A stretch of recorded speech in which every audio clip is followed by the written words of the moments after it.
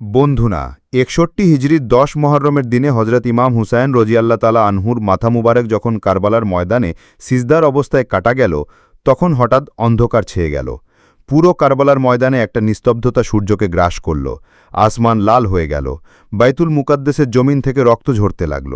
খানায় কাবা কাঁপতে লাগল। রসুল আল্লাহ সাল্লাল্লাহু আলাইহি ওয়াসাল্লামের কবর মুবারক লাল হয়ে গেল। এটা দেখে ইয়াজিদের ফৌজও কাঁপতে লাগল। আজকের এই ভিডিওতে আমরা আপনাদেরকে হজরত ইমাম হুসাইন রজিয়াল্লাহ তালা আনহুর একটা এমন জিন্দা কারামত সম্পর্কে বলতে যাচ্ছি। আমরা আপনাদেরকে এমন একটা মুবারক পাথর সম্পর্কে বলতে যাচ্ছি যার উপর হজরত ইমাম হুসাইনের কাটা মাথা মুবারক রাখা গিয়েছিল, আর সেই পাথর থেকে প্রতি বছর ১০ মহরমের দিনে রক্ত বইতে লাগে। আর এই পাথরটা ১০ মহরমের দিনে পুরো রক্তে লাল হয়ে যায়। হজরত ইমামে হুসাইন রজিয়াল্লাহ তালা আনহুর এই একটা এমন জিন্দা কারামত যাকে দেখে আজও লোকেরা হতবাক আর বিস্মিত হয়ে থাকে। এই ভিডিওতে আমরা আপনাদেরকে এই পাথরের পুরো তথ্য দিতে যাচ্ছি, তাই আপনারা এটাকে শেষ পর্যন্ত অবশ্যই দেখবেন।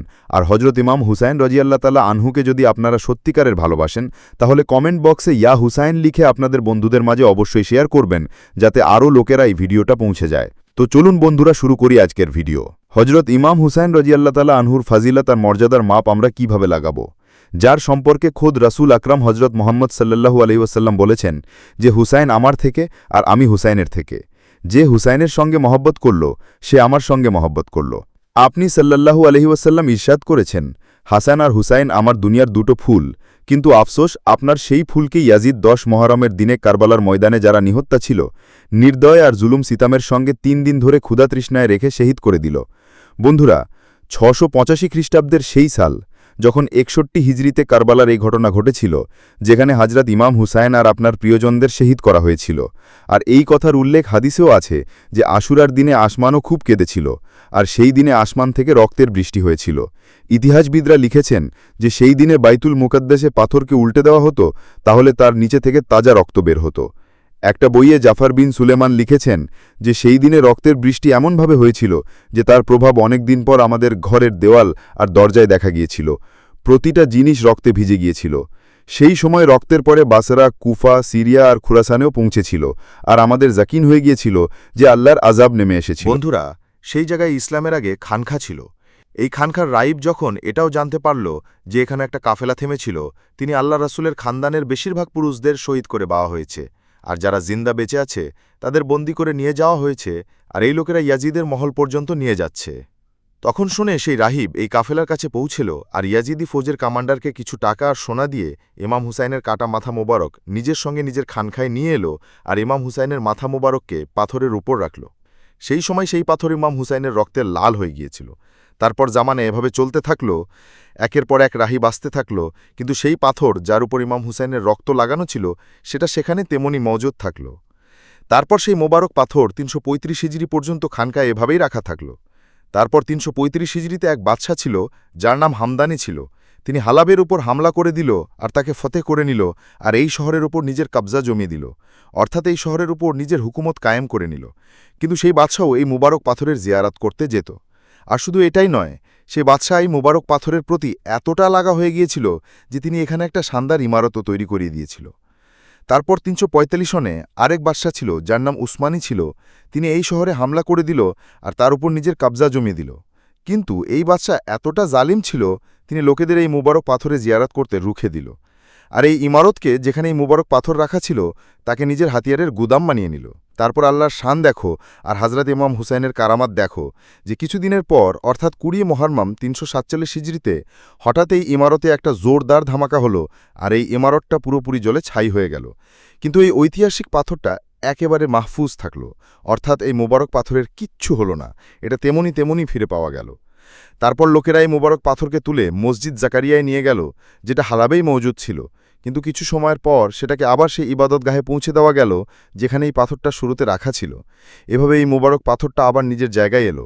তারপর একজন জাফারি ইসলামী সওদাগর এই ইমারতকে তার পুরনো আকারে আবার তৈরি করিয়ে দিল, যেটা আজ পর্যন্ত কায়েম আছে, আর আজও এই মুবারক পাথরটা সেই ইমারতেই রাখা গিয়েছে। বন্ধুরা, এই মুবারক পাথরের খাস বাত এই যে আজও এই পাথর থেকে মুহররমের 1 থেকে 10 তারিখ পর্যন্ত অর্থাৎ 10 দিন ধরে রক্ত বয়ে থাকে, অর্থাৎ রক্ত নিকলে থাকে, আর এই পাথরটা রক্তে লাল হয়ে যায়। এই দিনগুলোতে এই পাথরকে দেখে এমন লাগে যেন এই পাথরকে কেউ গভীর ক্ষত লাগিয়েছে। রক্তের কাতারা পাথর থেকে নিকলে বয়ে থাকে।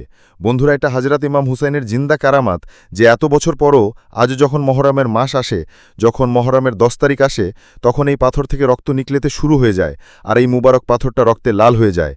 মনে রাখো, হযরত ইমামে হুসাইনের কুরবানিদের কারণেই আজ আমাদের দ্বীনে ইসলাম আজ পর্যন্ত কায়েম আছে। যদি হযরত ইমামে হুসাইন নিজের নানা জানের দিন বাঁচাতে নিজের সবকিছু কুরবান না করত, তাহলে এই দুনিয়ায় আজ ইসলামের নাম নেওয়া কেউ থাকত না। এই কারণে হযরত ইমাম হুসাইনের মর্যাদা অনেক বেশি বুলন্দ আছে। খোদ রসূল আকরাম সাল্লাল্লাহু আলাইহি ওয়াসাল্লাম বলেছেন যে হুসাইন আমার থেকে আর আমি হুসাইনের থেকে। যে হুসাইনের সঙ্গে মহব্বত করল সে আমার সঙ্গে মহব্বত করল, যে হুসাইনের নয় সে আমার নয়। বন্ধুরা, যদি আপনাদের হযরত ইমাম হুসাইন রাদিয়াল্লাহু তাআলা আনহুর সঙ্গে সত্যিকারের মহব্বত থাকে, তাহলে আপনারা এই ভিডিওকে দিল থেকে একটা লাইক করবেন আর কমেন্ট বক্সে ইয়া হুসাইন অবশ্যই লিখবেন। বন্ধুরা, এখন আমরা আপনাদের বলতে যাচ্ছি যে হযরত ইমাম হুসাইনকে নিয়ে আমাদের দেশের প্রধানমন্ত্রী নরেন্দ্র মোদী কি বড় বয়ান দিয়েছেন। অর্থাৎ নরেন্দ্র মোদী ইমাম হুসাইনকে নিয়ে এমন কি বড় কথা বললেন, যেটা শুনে আজ সবাই হতবাক হয়ে যাচ্ছে। আর শুধু এটাই নয়, এর সঙ্গে আমরা আপনাদের এটাও বলতে যাচ্ছি যে মুহররম 2025কে নিয়ে মোদী সরকার কোন 5টা নতুন নিয়ম বানিয়েছে। অর্থাৎ এবার মোদী সরকার মুহররমকে নিয়ে এমন কোন 5টা পাবন্দি লাগিয়েছে যেগুলো সম্পর্কে প্রত্যেক মুসলমানের জানা খুব জরুরি। আপনারা এই ভিডিওকে শেষ পর্যন্ত অবশ্যই দেখবেন। বন্ধুরা, কারবালার রক্তাক্ত দৃশ্য আদৌ যখন আমরা স্মরণ করি, তখন আমাদের চোখ থেকে অশ্রু ঝরে যায়। কারণ কারবালার ময়দানে হযরত ইমাম হুসাইন ইসলামকে বাঁচাতে নিজের ঘরবাড়ি সবকিছু কুরবান করে দিয়েছিলেন। 10 মুহররমের দিনে হযরত ইমাম হুসাইনকে জালিম ইয়াজিদিরা সিজদার অবস্থায় শহীদ করে দিয়েছিল। মনে রাখো, আজ আমরা যে পবিত্র দিন পেয়েছি, অর্থাৎ আজ আমরা যে ইসলাম পেয়েছি, এটা আমরা হযরত ইমাম হুসাইনের সাদকায় পেয়েছি। এই কারণেই হযরত ইমাম হুসাইনকে আজ পুরো দুনিয়া জানে আর চেনে, আর শুধু চেনেই না, বরং দিল থেকে মানেও। সে হিন্দু হোক বা মুসলমান, অর্থাৎ মুসলিম হোক বা গায়রে মুসলিম, সবাই ইমাম হুসাইনকে দিল থেকে মানে, আর এটাও মানে যে হযরত ইমাম হুসাইনের মতো বাহাদুর, জাবাজ আর অজিম শখসিয়াত আজ পর্যন্ত পুরো দুনিয়ায় দ্বিতীয় কেউ আসেনি। আর শুধু এটাই নয়, হযরত ইমাম হুসাইনকে নিয়ে আমাদের দেশের প্রধানমন্ত্রী নরেন্দ্র মোদীরও অনেক আস্থা জড়িয়ে আছে। ইমাম হুসাইনকে নরেন্দ্র মোদীও দিল থেকে মানেন। আর শুধু এটাই নয়, ইমাম হুসাইনকে নিজের আইডলও মানেন।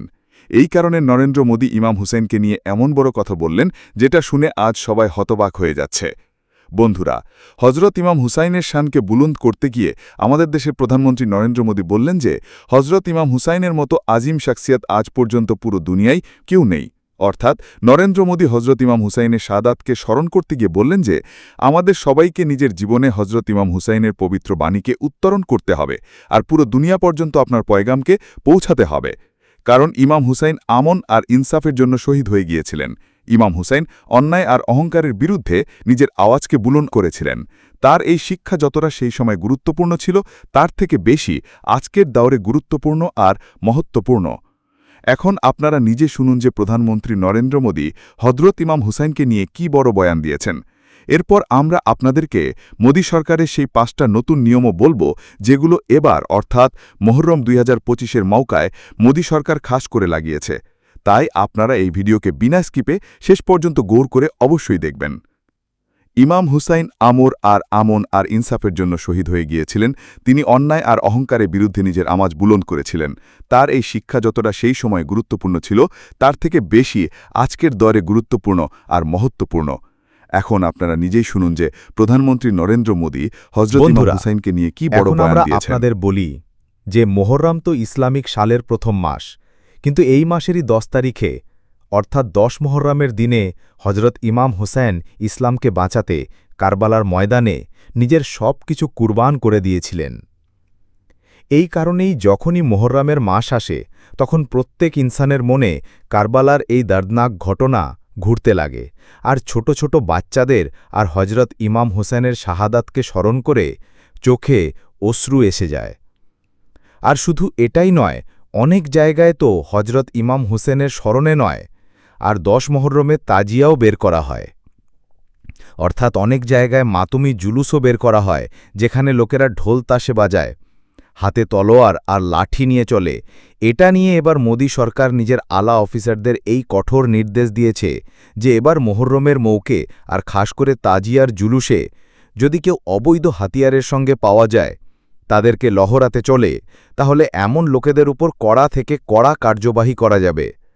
তাই বন্ধুরা, এবার মোহররমের মৌকে আপনারা এই 5টা ভুল ভুলেও করবেন না। নাম্বার 1, অস্ত্রের প্রদর্শন করবেন না। বন্ধুরা, এবার অর্থাৎ মোহররম 2025-এর মৌকে মোদি সরকার নিজের প্রথম নিয়ম তো এটা বানিয়েছে যে এবার কেউই সার্বজনীন জায়গায় অস্ত্রের প্রদর্শন করবে না। অর্থাৎ যেভাবে অনেক লোক তাজিয়ার জুলুসে হাতিয়ারগুলোকে লহরাতে চলে, হাতে তলোয়ার আর লাঠি নিয়ে চলে, এটা নিয়ে এবার মোদি সরকার নিজের আলা অফিসারদের এই কঠোর নির্দেশ দিয়েছে যে এবার মোহররমের মৌকে আর খাস করে তাজিয়ার জুলুসে যদি কেউ অবৈধ হাতিয়ারের সঙ্গে পাওয়া যায়, তাদেরকে লহরাতে চলে, তাহলে এমন লোকেদের ওপর কড়া থেকে কড়া কার্যবাহী করা যাবে। তাই বন্ধুরা, এবার মোহররমের মৌকে আপনারা এই ভুল ভুলেও করবেন না। তাজিয়ার জুলুসে কোনো রকমের কোনো অবৈধ হাতিয়ার রাখবেন না, আর না কোনো রকমের হাতিয়ারের কোনো প্রদর্শন করবেন, নইলে আপনারা লোকেরা নাম্বার 2, খুব খারাপ ফাঁসতে পড়ে যাবেন। বন্ধুরা, মোদি সরকার এবার মোহররমের মৌকে নিজের দ্বিতীয় ফরমান এভাবে জারি করেছে যে এবার মোহররমের মৌকে কেউই রাস্তায় ভিড় জমিয়ে হুড়দঙ্গ করতে পাওয়া যাবে না। এমনটা এই কারণ হালই দিনে দেখা গিয়েছে যে আমাদের দেশ ভারতে কিছু এমন অসামাজিক উপাদান হয়ে গিয়েছে যারা এই কথার ফায়দা তুলে এমন ভিড়ভাট্টাওয়ালা জায়গায় গিয়ে দাঁড়িয়ে যায় আর তারপর সাম্প্রদায়িক মাহল খারাপ করার চেষ্টা করে। তাই এবার মোদি সরকার মোহররমের মৌকে নিজের আলা অফিসারদের নির্দেশ দিয়েছে যে তারা সংবেদনশীল এলাকায় মনিটরিং করা শুরু করে দিন, আর এভাবে মাহল খারাপ করাওয়ালাদের উপর কড়া থেকে কড়া কার্যবাহী করা যাবে। নাম্বার 3, ড্রোন ক্যামেরা দিয়ে নজর রাখা যাবে। বন্ধুরা, মোদি সরকার নিজের আলা অফিসারদের তৃতীয় দিশানির্দেশ এটা দিয়েছে যে এবার মোহররমের মৌকে আর খাস করে তাজিয়ার জুলুসে যদি কোথাও মাহল খারাপ হয়, তাহলে এমন জায়গায় ফওরান ধারা 144 লাগাতে হয়, সেখানে নিয়মগুলোর কঠোরতার সঙ্গে পালন করানো যাবে। আর শুধু এটাই নয়, ফওরান এমন জায়গায় পুলিশকে তয়নাতও করা যাবে, আর ড্রোন ক্যামেরা দিয়ে এমন জায়গার খাস নজরদারি রাখা যাবে।